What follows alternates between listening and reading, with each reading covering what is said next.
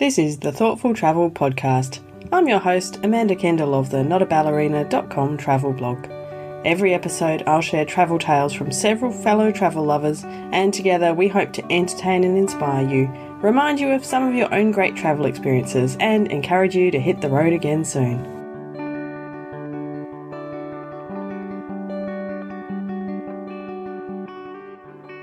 Hello and welcome to episode 180 of the Thoughtful Travel Podcast. It's an extra special episode today because it's episode 180. You know, I always do something special on one of those round number episodes, but much more special, it is actually also the 4-year anniversary of the Thoughtful Travel Podcast. Yep, 4 years ago on the 25th of March, so tomorrow, when this podcast actually comes out, it will be exactly 4 years since I first launched the podcast.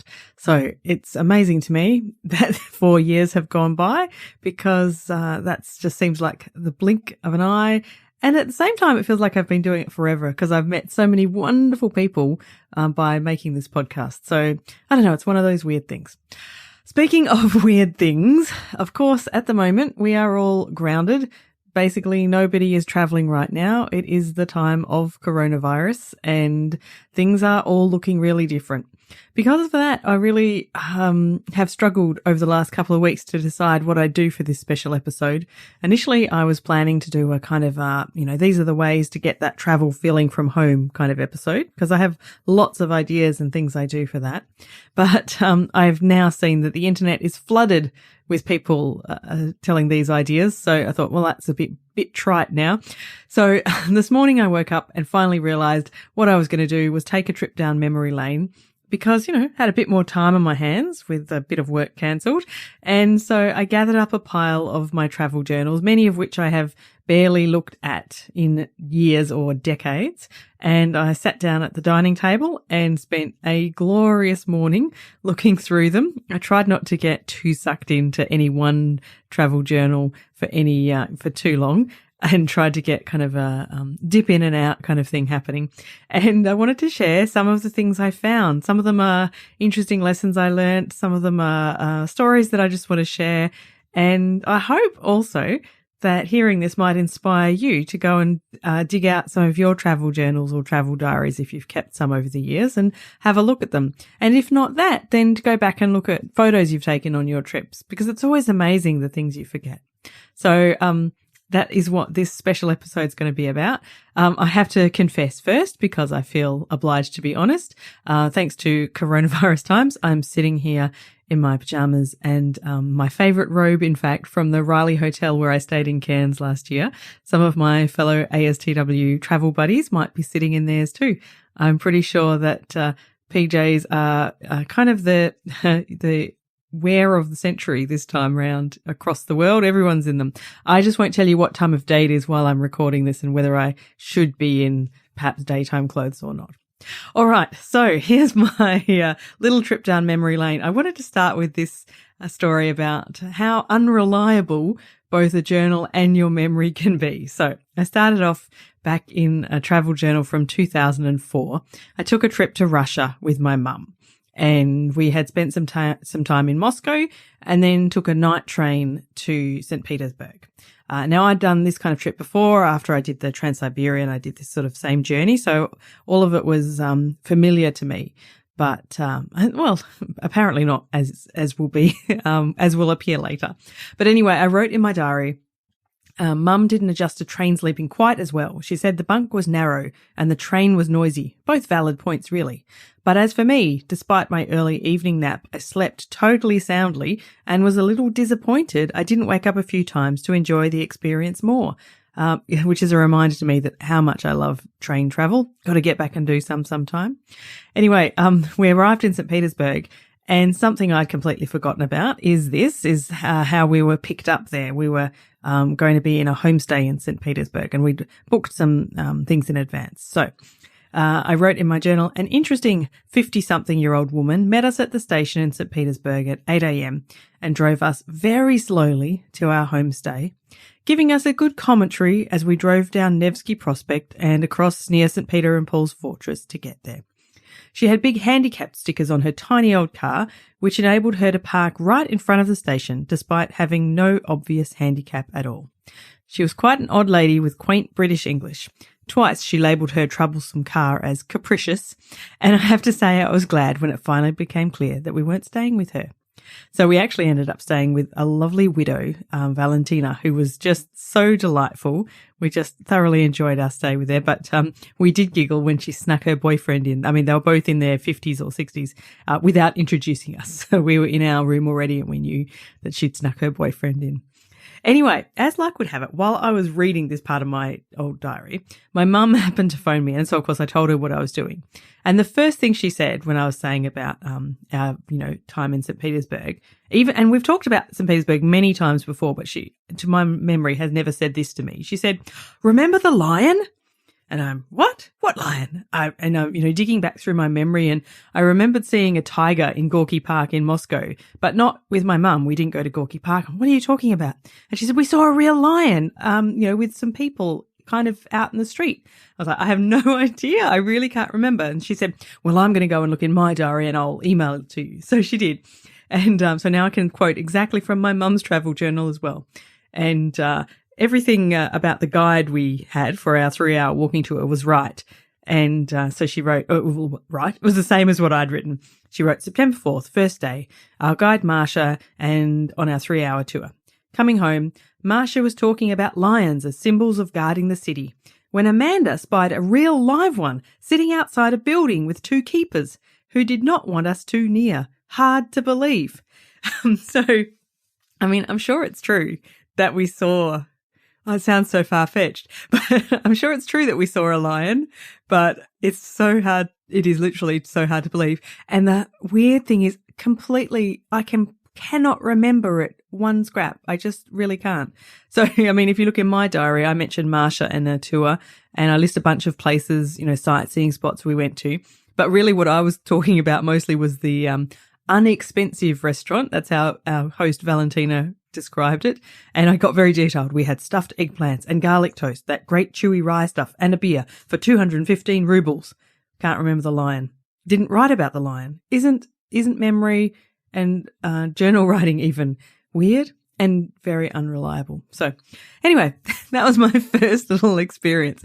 If it's not in your diary, maybe don't assume that it didn't happen. Check with the other people you were traveling with. Now, I also noted as I wandered through my old travel journals how perspectives change over the years. I had an entry from when I visited Japan 2 years ago, 2018, with my son, who would have been 7 at the time. And I had kind of forgotten how Japan appears at first. And so I wrote in my diary, he asked me if Kyoto would be a bit more beautiful than Osaka, with a tone that implied Osaka was ugly. I'd forgotten how Japanese cities look. Well, I'd forgotten that they don't have much surface level beauty, and I hadn't prepared him for that. So I explained about looking for small pockets of beauty. It was easy to demonstrate once we were in Nijo in Kyoto and walking around. And yeah, I mean, it's absolutely true. If you've been to Japan, you'll know that there's lots of spots that are, definitely less than beautiful, but then there's beauty to be found. And I, in retrospect, should have prepared my son for that because he seemed really disappointed, but he got the hang of it in the end. Now, the other way that perspectives change, was highlighted to me when I read my journal entry about seeing the Vienna Boys Choir sing. It was back in Christmas 2003, and I wrote, some of them were so young. One looked only 7 or 8 years old, and I read they have a really strict, busy life living away from their families. Poor buggers, but they were very cute. So, I mean, I guess I said only as someone who was not a parent then can say.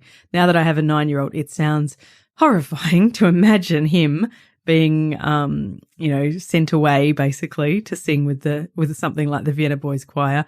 Wikipedia tells me the youngest age is actually 9. So, I thought 7 or 8, but maybe 9. But they spend 2/3 of the year in Vienna and 1/3 touring the world, which is all very exciting, but maybe not away from your family when you're 9 or 10 years old. I thought, a bit scary. All right. Now, I have also collated a bunch of very random things that are sometimes lessons and sometimes just little things that I laughed to myself about or just wanted to share because It's the 4th anniversary, and so I'm going to tell you whatever I feel like. So one was a thing I have learnt since it happened. So it was from a diary entry when I was in Vietnam for the first time in 2002. And I know we'd been on a trip to the Mekong Delta, stopping at various kind of markets and food places along the way.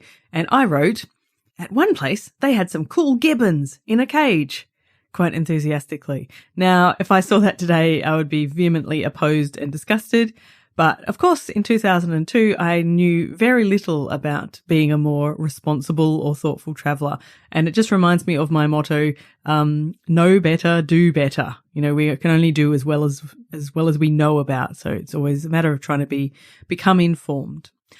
I also came across a weird random kind of cultural thing that I had completely forgotten about from a diary entry when I was in Tokyo visiting. So you might remember I lived in Osaka when I was in Japan. I'm definitely much more a Kansai person than a Kanto person. So that's the Osaka region. That's my favorite. But anyway, I wrote, it was quite true, as some students had told me, that people stand on the left on the escalator in Tokyo. Only in Osaka do they stand on the right. Weird. So I don't know, how do these things happen? You know, I mean, I'm always obsessed with these little cultural differences. And how is it that in the same country that they, you know, like I always think standing on an escalator is connected to the side of the road that you drive on. You know, I can understand that being different. But within the same country, how did they decide? How did this happen? So I don't know the answer to that. If you know the answer, let me know.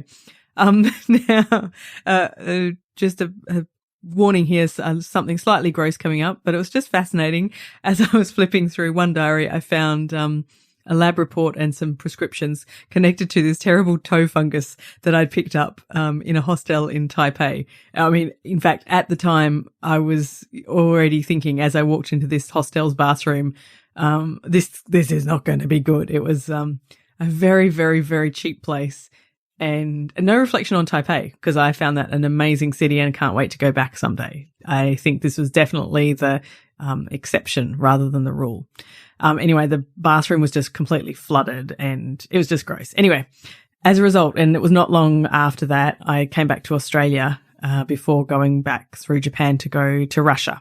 So I had checked it out with the doctor here because my foot was just so itchy and looked awful and blah. Anyway, so he had put me on these particularly strong antibiotics because he said that was a particularly nasty fungus. And the antibiotics actually lasted, well, I had to keep taking them all the way across Russia on my Trans-Siberian journey. And he'd said with these ones, strictly no alcohol. So I guess this saved me perhaps from like messy vodka incidents with some cabin mates on the Trans-Siberian. I don't know. But yeah, anyway, I found those prescriptions, which I'd obviously taken with me as a backup in case immigration checked me. So there you go. I found this footnote in a diary which included the end of my stay in Japan. So remember, I was there for 2 years, and this footnote relates to me and my then boyfriend. But we had been keeping account of the weight of the bags of rice we had bought to cook at home. So this is just the rice we were cooking at home. And in my diary, it says final rice count, 194 kilograms. So between two of us, mind you, but still, you know, there's still a lot more rice was eaten outside of home. But yeah, there you go. So 100 kilos a year. Now, what else did I say? Oh yeah. So when I was living in Slovakia, this was, 2003. So, you know, not so much, you know, a bit of internet, but not heaps, and certainly not the connectedness we have today. So I kind of think this is an example of that whole, you know, you can be disconnected while traveling. You can still be somewhat disconnected today, but you have to do it more deliberately. But what I wrote in my journal during Slovak days was, in real news, Saddam Hussein was captured today. It seems strange, as I'd almost I'd almost stopped thinking he was a real person. So I think when you're away from, you know, your regular news sources and stuff, you can get quite disconnected in I don't know if it's a good or a bad way in the end. Anyway, what else did I find? Oh, yes, my first trip to any part of Africa. And it was actually probably close to that entry about Slovakia because it was while I was living in Bratislava. My new job there suddenly gave us 2.5 weeks off with no pay, so not so generous, over Christmas, not long after we'd started there. So we had this very last-minute backpacking trip to Tunisia. And I described the market stalls in the Medina in Tunis at great length. And then I wrote, we chanced upon the parliament buildings and a couple of famous mosques. Plus, one of those guys the Lonely Planet mentions who wants to take you to a good vantage point for beautiful views over the Medina. But it entails you going through his father's, uncle's, brother's carpet shop. And after you've used their facilities to see the nice view, they pressure you to buy a carpet. We didn't go inside. So I was grateful there for my physical guidebook, which had warned me of that. But that was just an amazing trip. We had a Northern African Christmas, which meant like no Christmas because they don't celebrate. But the amazing architecture and the history and just eye-opening, world-expanding stuff. I ended up reading like the whole part of my diary about my Tunisia trip, and it was beautiful. Beautiful to me anyway.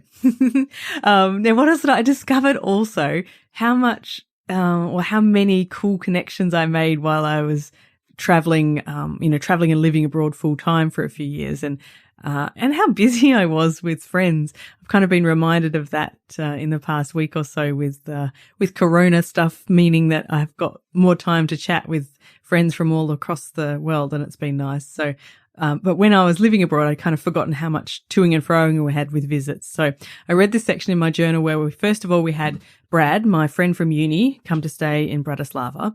And while he was there, we took him into the countryside to a town called Nitra, not far from Bratislava, where we'd been invited to a sukiyaki party with a bunch of Japanese expats and their Slovak partners because we'd made some Japanese friends in Slovakia, as you do when you've just come from Japan. And then only a week later, one of my oldest friends, Donna, arrived. She was living in England at the time. And we had all these adventures together in deeply minus temperatures, which is a lot different to where we grew up together here in Perth. I think we set a world record for a ridiculous number of hot chocolates consumed in one day in Vienna.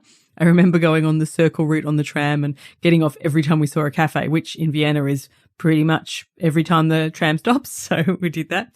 And then a week later, our friends Ron and Ali, now from Canberra, previously from Perth, arrived to visit from Berlin at the time, and they introduced us to their Slovak friend Roman, gave us this amazing insider tour of Bratislava. Somehow I was teaching amongst all of that. And like, just to think that in just a matter of a few weeks, I'd had all of this back and forth and all these friends and all these experiences. It's just a nice time. So, a shout out to, I know some of those people will be listening and we're still connected now, like 15 plus years later. So I love that. Now, the other thing that really struck me was that sometimes it's actually not what you wrote in your journal that's the important bit. So I was looking back on my journal entries from when I visited the Auschwitz-Birkenau concentration camps in Poland.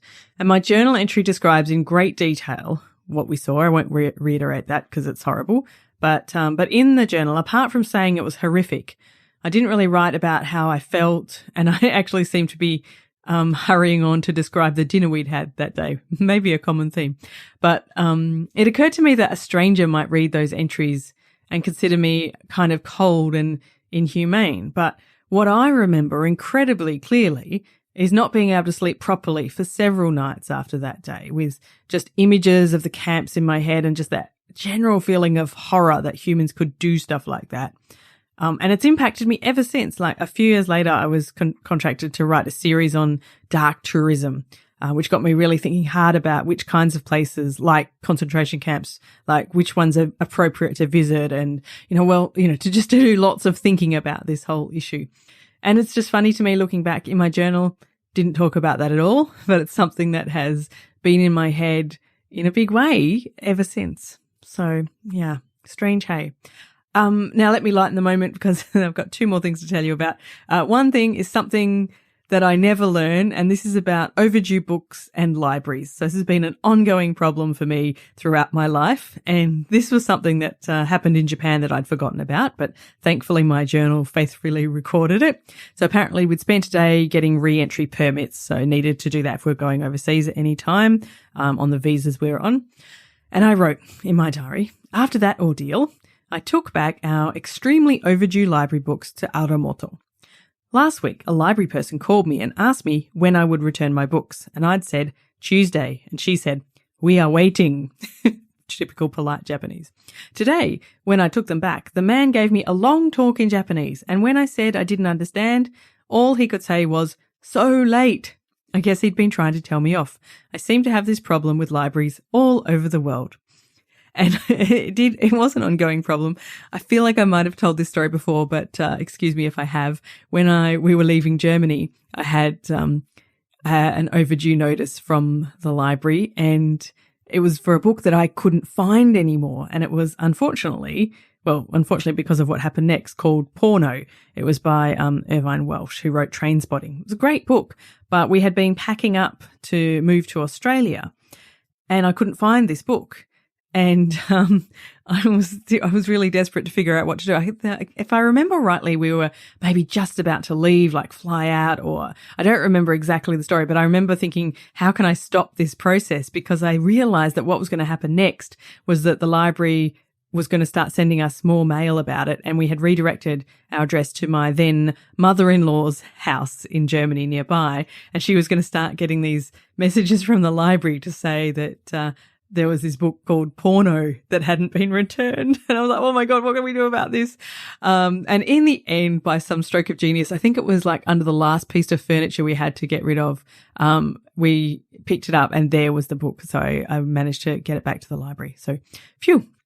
Now, speaking of Germany, the last thing I want to talk about is my second big trip abroad. The first one being with my parents as a 9-year-old, but this one was when I was in high school. I was in year 10 and I got to spend a month in Germany because I'd been studying German at school. So it's from 1990, from October. And I know I've talked about this trip before, but for a teenager, it was utterly, utterly life-changing. And just reading through my diary entries from that time was amazing. So I talked about how I was certainly in the first couple of days slowly adapting to speaking kind of half German, half English, and gradually being able to be understood by my host mother. And I learned about how it became quite obvious quickly that German teenagers were allowed a lot more freedoms than we were here in Australia. But while we were there, we enjoyed their lifestyle. Sorry, Mum, I didn't do anything too naughty, don't worry. I'm sure she'll be listening. And just there was so much that was fascinating, the historical perspective to have been there at certain times. So the first week there, we stayed in a town called Waldbröl, which was quite close to Bonn. And I had forgotten, but I wrote about it in my journal. We walked the streets with our host sisters there chanting, Bonn bleibt Hauptstadt, Bonn bleibt Hauptstadt, which means Bonn remains the capital. So it was just before the reunification of East and West, and Bonn had been the capital of West Germany. And of course, the people in and around Bonn were probably sad and or reluctant to give up being a capital. But then with our trip, we moved on to Berlin, and it completely blew me away. And these are some funny things now, looking back. So it was obviously a city that I guess impressed me immensely. I mean, now I consider Perth to be a normal kind of standard world city. Well, not huge on the world stage, but modern at least. Obviously it wasn't back then because I wrote these things in my diary. I wrote this list of a couple of things. So one thing, the lifts in the KaDeWe, the Kaufhaus des Westens, the big department store. If you reach a floor that someone is getting out at, a voice starts up saying Erdgeschoss or whatever floor number and lists what you can buy on that floor, which blew me away at the time apparently. And then I also wrote on the U-Bahn, every time you leave a station, a voice says Nächster Bahnhof and names the next station. Of course, we now have trains in Perth that do the same thing and have had for quite some years, but I did have a good giggle to think that this obviously impressed me so much back in 1990. And then there was this, moment that really has stuck with me, or many moments from that special historical time in Berlin. So on the 2nd of October, 1990, I wrote my first journal entry of the day from bed. And I said, I figure I don't have to catch the bus until about 9:10 to meet Jan at Walter Schreiber Platz at 9:30. Tonight we'll be up very late. At midnight, when it becomes the 3rd and Germany becomes one, there's going to be fireworks coming from every part of Berlin. And I ended up actually being at Brandenburg Gate with my host family. It was amazing. I write about the enormous happy crowds and having to walk home with my host family because the buses were too crowded. And then the next day I wrote, my first glimpse of East Germany was from the train on the way here, and I saw only grey old buildings. Today, of course, East Germany no longer exists, but we travelled where it used to be. And my host family took me for a drive out in the countryside, and we saw longer parts of the wall, of the Berlin Wall, still standing with the proper no man's land in between. It was just an amazing time. It was on that trip that I decided I would 100% have to be a writer. In fact, on that trip, I decided I would be a journalist.